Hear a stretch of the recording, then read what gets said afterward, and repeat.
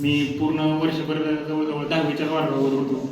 पूर्ण म्हणजे जरी मधली सुट्टी असली तरी 10वीच्याच मुलात मी खाली येऊन बसायचो वगैरे.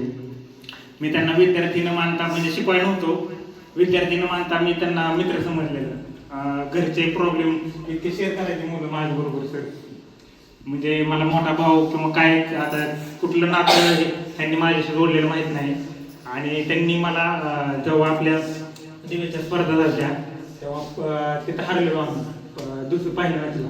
तर त्यांनी मला शब्द दिला 10वीच्या पोरांनी की सर पुढच्या वेळेस विभागाची ट्रॉफी आम्ही तुमच्यासाठी जिंकणार म्हणून. तर पाऊस काही बघत नव्हती पोरं, म्हणजे मला आल्यानंतर सांगायचे पोरं की इतके प्रॅक्टिस करताना करण सावंत नंतर साई झेंडे यांना इतकं लागायचं मला दाखवायचे की सर आम्ही तुम्हाला शब्द दिलाय आणि ते आम्ही पूर्ण करून दाखवणार.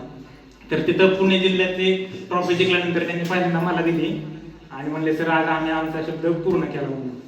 तर इतकं